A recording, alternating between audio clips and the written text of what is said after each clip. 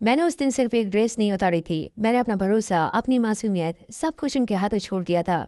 Jail के वो दरवाजे सिर्फ बंद नहीं हुए थे और उन्होंने मुझे अंदर से खाली कर दिया था। वो मुझे देखते थे जैसे मैं कोई इंसान नहीं, एक नया खिलौना हूँ।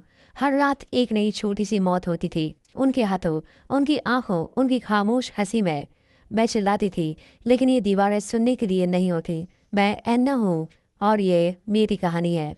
रात का वक्त था। एक छोटे से रूम में एक लड़की अकेली गिटार बजा रही थी। नाम था एन्ना। मासूम चेहरा, लेकिन आंखों में एक अजीब सी उदासी, जैसे कोई दर्द गिटार के तारों के साथ साथ उसकी रूह से निकल रहा हो।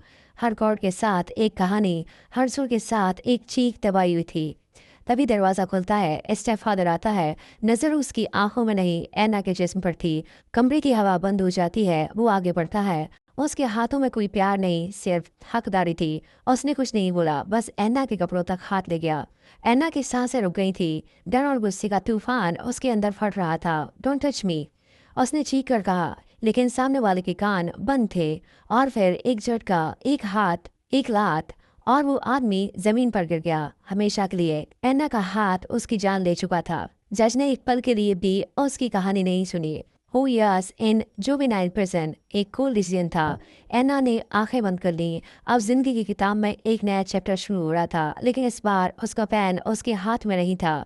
सबसे पहले उसका नाम नहीं, उसका जिस्म इंस्पेक्ट हुआ। कपड़े उतरवा दिए गए। वही सेम सिस्टम, डिग्निटी सबसे पहले ले लो, फिर इंसान को तोड़ो। एक लड़की उस क्लास के पीछे लाइन में थी, जैसे किसी स्लॉटर हाउस में बकरियां खड़ी होती हैं। एन्ना को एक सेल में भेज दिया जाता है जहाँ एक और लड़की पहले से थी। नाम था जीन। शार्प आंखें, सॉफ्ट स्माइल, उसमें कुछ था जो एन्ना को कंफ्यूज कर रहा था। रात होती है, सर्द हवा, अंधेरा कमरा और जीन का जिस्म थोड़ा हिलता हुआ। एन्ना देखती है जीन अपने ब्लैंकेट के अंदर कुछ कर रही होती है, एक सॉफ्ट साउंड। एन्ना के लिए ये सब नया था और डिस्टर्ब भी, लेकिन आंखें वहां से हटती नहीं थीं। अगली सुबह गर्ल्स यार्ड में खड़ी होती है। एक लड़की एन्ना के पास आकर बोलती है, स्टे अवे फ्रॉम फ्रेंड। उसकी दोस्ती महंगी पड़ेगी। ये वार्निंग थी या थ्रेट, समझ नहीं आया।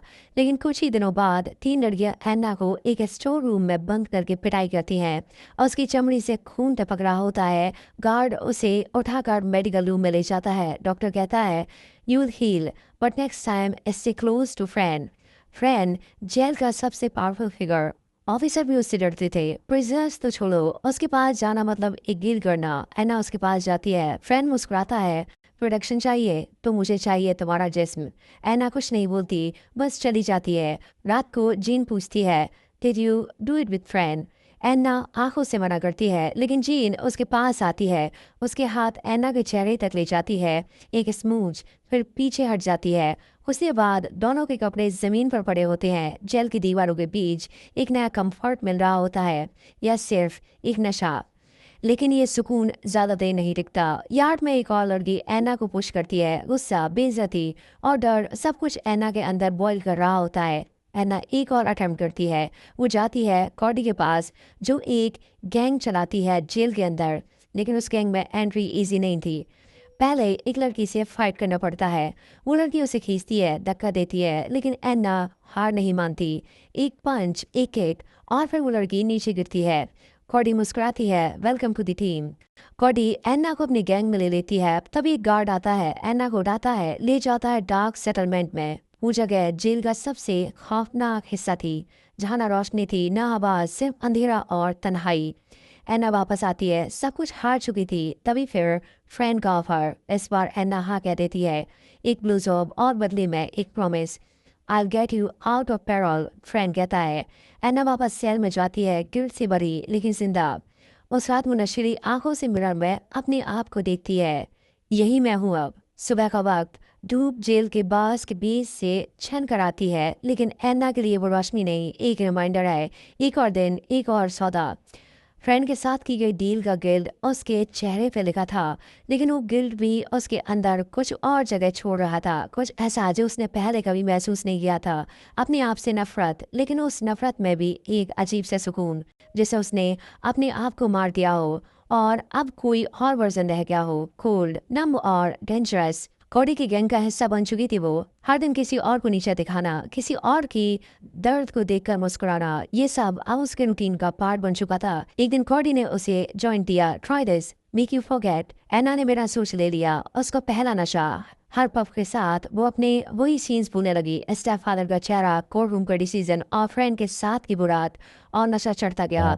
एक दिन जीन उसके पास आई, उसकी आंखों में चिंता थी। दिस इजंट यू, है ना, तुम बदल गई हो। एना बस हंस पड़ी। वो हंसी जैसी होती है जब कोई इंसान अंदर से पूरी तरह टूट चुका होता है। This is the real me gene. तुम लोग तो सिर्फ वर्जन देखते थे, असली मैं तो अब जिंदा हूँ। पर ये जिंदा होने का मतलब क्या था? कोडी ने एक नया प्लान बनाया, सेक्स टेप बनाना था। उसे ब्लैकमेल करके अपनी गैंग के लिए फैसिलिटीज लेनी थी, एंडा को हुक बनाना था। एक रात उसे स्टडीज करने भेजा गया। वो पहले रेसिस्ट करता है, इट्स नॉट अलाउड, वो कहता है। लेकिन एना के चेहरे पे एक मास्क होता है, इनोसेंट भी, सिलेक्टिव भी। उसका हाथ गार्ड के बेड तक पहुंचता है और वो कंट्रोल खो देता है। कैमरा चालू था। नेक्स्ट दिन कोडी के पास पावर थी, टीवी, बेटर फूड, ड्रग्स, सब कुछ मिल गया। एक दिन वार्डन ने एना को बुलाया। Your parallel request is under review. एक होप की किरण, लेकिन एना अब वो नहीं रही थी जो आज़ादी के लिए तरसती थी। उसके लिए जेल अब घर बन चुका था, या कह लो उसका नशा। उस रात जीन फिर आई। तुम खुद को बर्बाद कर रही हो एना, उसने कहा। एना ने जीन को देखा। उसकी आंखों में आंसू थे, लेकिन आवाज़ में steel. I already did. Gene ने उसका हाथ पकड़ा। तुम्हें याद है वो पहला दिन जब तुम गिटार बजाती थी? तुम अब भी वो एना हो। एना का चेहरा हिलता है। गिटार का जिक्र एक आग बन के दिल में चलता है। अगले दिन वो क्वाइटली जापान चली जाती है। वहाँ एक कोने में एक ब्रोकन गिटार रखा होता है। एना उसे उठाती है, तारों को एडजस्ट करती है और एक धीमी सी ट्यून बजाती है। एक गार्ड उसे देखता है, हैरान होता है। You play? एना बस सर हिला देती है। पहली बार उसके चेहरे पे थोड़ा सा सुकून होता है, लेकिन सुकून कब तक? फ्रेंड फिर आता है। I kept my promise. Parole का इंटरव्यू फाइनल स्टेज में है, एक लास्ट चीज़ चाहिए। एना आंखों में आंखें डालकर देखती है। क्या? फ्रेंड स्लो विस्पर में कहता है, तुम्हारे साथ एक और रात। एना चुप रह जाती है, लेकिन इस बार उसके अंदर गिल्ट नहीं, एक गुस्सा था। फ्रेंड कहता है, तो फिर बुरा मत मानना जब तुम्हारा पैरोल रिजेक्ट हो। एना उस सेल में वापस जाती है। सब कुछ थक चुका था। उसने अपने जिस्म पे देखा, निशान, ब्रूज, स्कैर्स, हर एक मास्क एक कहानी के जैसा लगता है। और उस रात उसने जीन को पकड़ा टाइटली, जैसे जिंदगी उससे बाहर गिर रही हो और जीन ही उसका एंकर हो। रात गहरी थी। जेल के हर कोने में एक अजीब सा सन्नाटा था, लेकिन एना के अंदर तूफान था। उसकी आंखों में आग थी, जिसमें गिल्ट, गुस्सा और एक बर्निंग अर्ज थी अपने आप से छुटकारा पाने की। उस दिन से वो बदल गई थी जब फ्रेंड ने फिर से उसके सामने वो घटिया डील रखी। पर अब एना वो नहीं थी, न कमज़ोर न कन्फ्यूज। उसने डिसाइड कर लिया था, या तो सिस्टम को तोड़ देगी या उसमें खुद जल जाएगी। अगली सुबह फ्रेंड जेल में फिर गया, कॉन्फिडेंट, अपनी पावर पे फख्र करता हुआ। लास्ट चांस है ना, उसने कहा। या तो मेरे साथ कोऑपरेट करो या कल तुम्हारा पैरोल खत्म। एना चुप थी, लेकिन उसकी आंखों में वो खामोशी थी जो तूफान के पहरे आती है। वो फ्रेंड के साथ वापस वारन ऑफिस जाती है, लेकिन इस बार प्लान उसका था। उसने पहले सिडक्शन का एक्ट किया। फ्रेंड की क्लोज गई, उसका हाथ पकड़ा, एक बार लास्ट। फ्रेंड उसकी बात में आ गया जैसे हर बार आया था, लेकिन इस बार उसने सब रिकॉर्ड किया था। फ्रेंड का कन्फेशन, उसका डर्टी ऑफर, उसके पावर का व्यूज। अगले दिन जेल में हलचल मच गई। फ्रेंड सस्पेंड हो गया, उसके खिलाफ इंक्वायरी शुरू हो गई। पैरोल बोर्ड ने केस दोबारा खोला। एना को वापस कोर्ट रूम ले जाया गया, लेकिन इस बार एना कॉन्फिडेंट थी, क्लियर थी। उसने जज के सामने सारी कहानी रखी, अपने ऊपर हुआ अब्यूज, जेल में सर्वाइवल और फ्रेंड का हैरेसमेंट। जज ने पेपर्स देखे और कहा, this court acknowledges the misconduct and recommends immediate supervise release. हैना के हाथों से हथकड़ी खुली, लेकिन उसके चेहरे पे मुस्कुराहट नहीं थी, क्योंकि वो जानती थी आज़ादी सिर्फ कागज़ों पर लिखी जाती है, दिल पे नहीं। जब वो जेल के गेट से बाहर आई, जीन उसका इंतजार कर रही थी। उसने एना को हक किया टाइटली, जैसे पूरी दुनिया उसी एक मोमेंट में समेट ली हो। और यह फिल्म जेलब्रेथ की कहानी खत्म हो जाती है। एना की कहानी खत्म हो जाती है। उम्मीद है दोस्तों आपको ये कहानी पसंद आई होगी। धन्यवाद।